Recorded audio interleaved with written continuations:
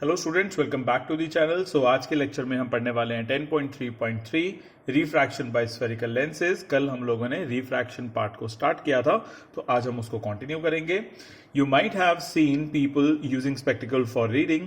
The watchmakers use a small magnifying glass to see tiny parts. Have you ever touched the surface of a magnifying glass with your hands? Is it plain surface और curved? So यहाँ पे हमसे पूछा है कि हमने कभी ना कभी स्पेक्टिकल्स देखे होंगे और हमने कभी ना कभी ये देखा होगा कि जो वॉच मेकर होता है उसे जब हम कोई अपनी वॉच रिपेयर करने को देते हैं तो वो एक स्मॉल मैग्नीफाइंग ग्लास से टाइनी पार्ट्स को देखता है। तो क्या आप लोगों ने कभी उस मैग्नीफाइंग ग्लास के सरफेस को टच करके देखा है? क्या वो आपको प्लेन लगा है या फिर कर्व्ड लगा है? सो आई होप कि अगर आप लोगों ने कभी भी मैग्नीफाइंग ग्लास को टच करके देखा है तो आपको पता होगा कि वो सेंटर से कर्व्ड होता है। Is it thicker in the middle or at the edges? The glasses used in spectacles and that by watchmakers are the examples of lenses. What is a lens? How does it bend light rays? We shall discuss these in this section. So lenses के बारे में जितनी भी information है वो हम इस paragraph में अब पढ़ने वाले हैं।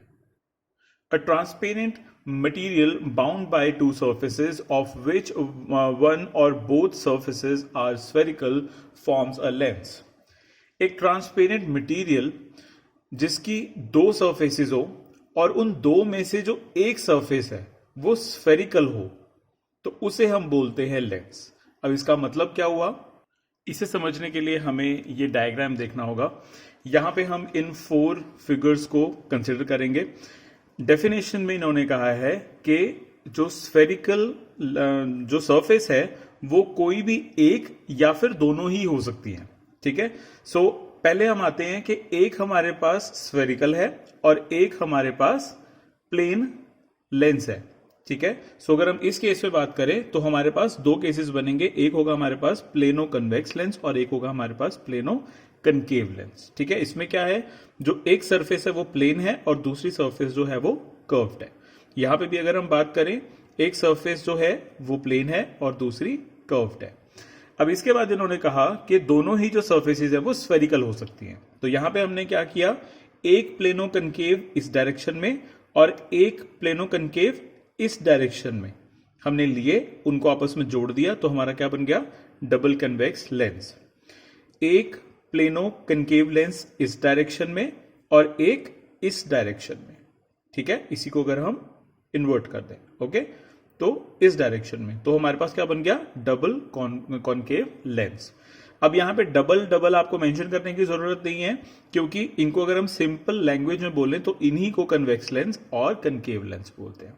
ठीक है, साइंटिफिक लैंग्वेज में इसको बोलते हैं double convex lens, double concave lens. लेकिन अगर हम नॉर्मल जो लैंग्वेज है उसमें बात करें, सो यहां पे कन्वेक्स लेंस और इसको कनकेव लेंस बोलते हैं। ठीक है, सो हमें एनसीईआरटी में इन 4 केसेस पे ध्यान देना है। एक है हमारे पास प्लेनो कन्वेक्स लेंस जिसमें एक सरफेस प्लेन है और दूसरी सरफेस स्फेरिकल है। यहां पे भी एक जो सरफेस है वो प्लेन है और दूसरी स्फेरिकल है। ये हमारे पास plano concave lens. And then हमारे पास आता है double concave lens and double convex lens, जिसको कि हमें डबल बोलने की जरूरत नहीं है। अगर हम नॉर्मली भी उन्हें कन्वेक्स लेंस या फिर कनकेव लेंस बोलेंगे तो it is all right. This means that a lens is bound by at least one spherical mirror. In such lens the other surface would be plane. A lens may have two spherical surfaces bulging outward. Such a lens is called a double convex lens. Double convex lens जो है, convex lens जो होता है, उसमें जो spherical surfaces होती हैं वो outward bulged होती हैं, यानी कि बाहर की तरफ निकली होती हैं। जैसे कि ये बाहर की तरफ निकला हुआ है और ये अंदर की तरफ गया हुआ है। ओके, सो जो बाहर की तरफ निकले होंगे उनको हम क्या बोलेंगे, कन्वेक्स लेंस, और it is simply called convex lens. ठीक है, डबल कन्वेक्स लेंस को हम सिंपली कन्वेक्स लेंस भी बोल सकते हैं। It is thicker at the middle as compare to the edges. Convex lens converges light rays. जो कन्वेक्स लेंस होता है ये लाइट रेज को कन्वर्ज करता है। यहां पे देखो, यहां पे ये पैरेलल लाइंस है, ये यहाँ पे ये f2 पे आके ये कन्वर्ज कर रही हैं, ठीक है, ये जुड़ रही हैं, ये मिल रही है आपस में, तो इसको हम क्या बोलते हैं, कन्वर्जिंग लेंस। कन्वेक्स लेंस को ही कन्वर्जिंग लेंस भी बोलते हैं। Similarly a double concave lens is bounded by two spherical surfaces curved inwards. यहां पे भी हमारे पास दो सर्फेसेस लगी हुई हैं एंड ये इनवर्ड्स कर्व्ड है। It is thicker at the edges than at the middle. ये हमारे पास जो लेंस था ये थिकर था फ्रॉम द मिडल और ये है फ्रॉम द टिप्स, ठीक है, from the edges.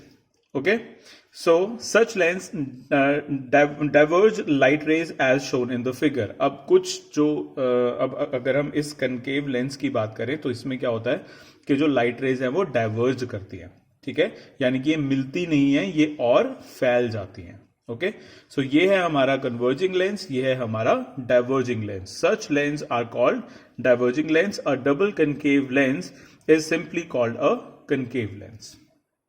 A lens, either convex lens or concave lens, has two spherical surfaces. Each of these surfaces forms a part of a sphere.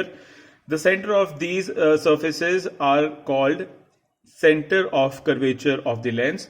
The center of curvature of the lens is usually represented by the letter C. Since there are two centers of the curvature, we may represent them as C1 and C2. अब इस पूरे graph में ये जो पूरा का पूरा paragraph है इसमें हमें ये वाली जो लाइन है ये कंसिडर करनी है, क्योंकि ये वाली चीज हमें ऑलमोस्ट पता ही है, फिर भी मैं आपको शॉर्ट में बता देता हूँ होता क्या है। जैसे कि मैंने आप लोगों को बताया कि ये जो है ये दो प्लेनो कनकेव लेंसेज को जोड़ के बना है, तो इसमें अगर दो प्लेनो कनकेव लेंस हैं दैट मीन्स के इसके दो सेंटर ऑफ कर्वेचर होंगे एंड दैट मीन्स के इनके दो फोकस भी होंगे, ठीक है। तो अभी तक हम मिरर में क्या करते आ रहे थे कि हम सेंटर ऑफ कर्वेचर पे सिर्फ लिखते थे C, लेकिन अब हम लेंसेज में लिखेंगे C1 एंड C2। C1 जो होगा वो इस डायरेक्शन में होगा टुवर्ड्स द लेफ्ट, C2 जो है वो इस डायरेक्शन में होएगा, ठीक है। इसी तरीके से अब क्योंकि ये दो लेंसेज से जुड़कर मिला है तो इसको हम जो इसकी फोकस है वो भी हम दो लेंगे।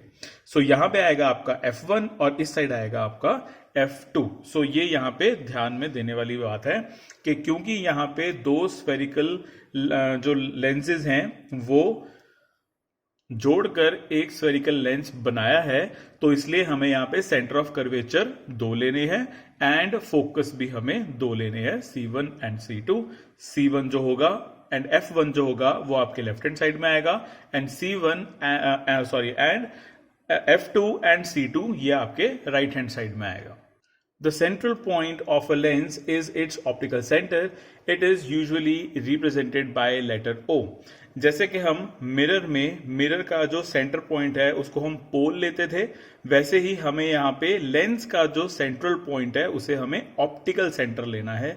वहां पे हम रिप्रेजेंट करते थे P से, यहाँ पे हमें रिप्रेजेंट करना है O से, ठीक है। So there is a difference. A ray of light through the optical center of the lens passes without suffering any deviation. So अगर कोई भी ray of light optical center से पास करेगी तो उसे बिल्कुल भी डेविएशन सफर करना नहीं पड़ेगा, दैट मीन्स कोई भी एंगल चेंज नहीं होगा, सेम पाथ से ही रिफ्रैक्शन हो जाएगा, किसी भी तरीके की डेविएशन नहीं होगी। The effective diameter of the circular outline of the spherical lens is called its aperture. We shall confine our discussion in this chapter to such lenses whose aperture is much less than its radius of curvature.